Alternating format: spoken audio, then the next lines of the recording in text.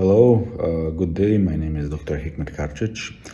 I would like to thank the organizers for inviting me to present my article, which was recently published and titled "The Relationship Between Religion and Politics in the Middle East." The aim of this paper was to address the issues dealing with politics and religion in the Middle East, focusing mainly on secularism and Islamism, the aftermath of the Arab Spring, and the Shia-Sunni split, which all in all provide the key themes for this purpose. Now, I'm not going to go into detail regarding the whole entire paper, but I will just go through the basic points which in the summary actually of my article. The analysis of the complexity of the Middle East, the secular Islamist conflict, the Arab Spring and its outcomes, all mentioned in this article, explain how the Arab Spring hardened the traditionally fluid relationship between the politics and Islam. The article argues that Islam has never actually left the political scene, as there is a political contestation about the role of Islam in public life. This paper also deals with the complexity of the Shia and Sunni relationship and the split between the two, given that the explanation for such an occurrence is on three basic levels, that is, the doctrine, the legitimacy, and power. As mentioned earlier, the purpose of this overview is to present the broad issues central to the relationship between politics and religion in the Middle East. The complexity of these issues, as well as the vastness of the region under study, means that this work cannot do justice to many studies already dealing with this subject, nor fully embrace its regional diversity. Rather than trying to cover all of this, the following takes a bird's eye view and focuses on several key themes: secularism versus Islamism, the aftermath of the Arab Spring, and finally the Shia and Sunni split. Fundamental to all of these are the questions of power.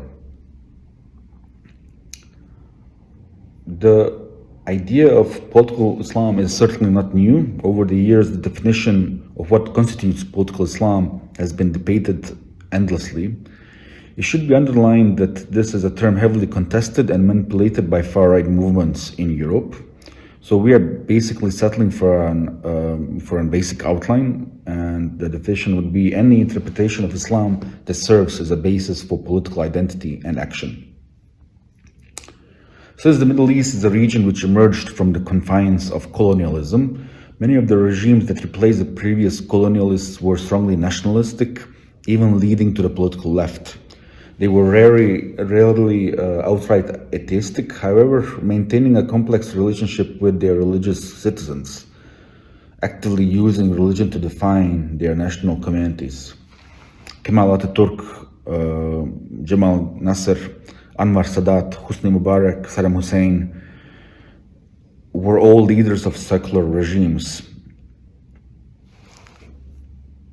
Broadly speaking, Islamists are those who seek to increase the presence of Islam in the political sphere, while secularists are those who range from atheists to those who still believe, but have no wish to see Islam, quote-unquote, entering the public sphere. The question of contemporary regimes is how to profit from this divide and maintain power.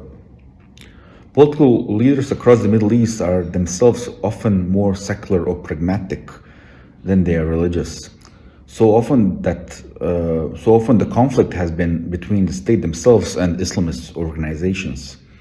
States have often limited Islamic organizations' freedom of action, as in Egypt, Algeria, and Morocco, through heavy restrictions on religious discourse, appointment of imams, administration of mosques, and religious education to avoid dissenting voices, as in Tunisia. It hasn't always been a one-way street, however. The sheer weight of the general populace love for and adherence of their faith meant that more often than not, compromises had to be reached.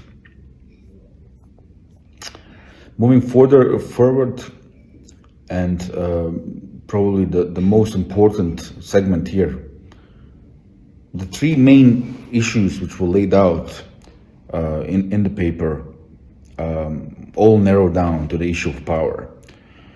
The push and pull between secularism and Islamists advocating for the establishment of a political Islam has been concerned, especially since 2011, with the access to power.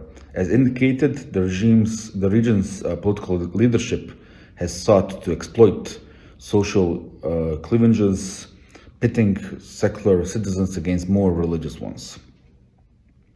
More often than not, these political elites, with all the economic and power-related privileges that came with their status, were far from conservatively religious themselves.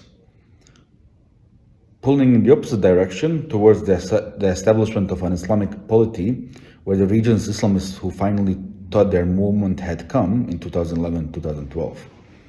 Following decades of oppression and poverty, protesters and voters chose the Islamists, who were by and large unprepared for power, politically inexperienced, and facing relatively intact state apparatus that had traditionally served the previous masters. While this generation of Islamists might have failed, it would be a mistake to say that their ideals are no longer relevant or wanted. In the meantime, however, more secular leaderships seem to have returned to power, and Islamist groups are once again marginalized.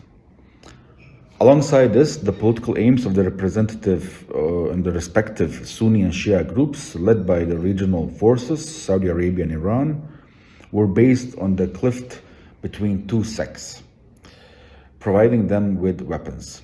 These political aims are currently being realized via proxy wars, and thousands have died as a result.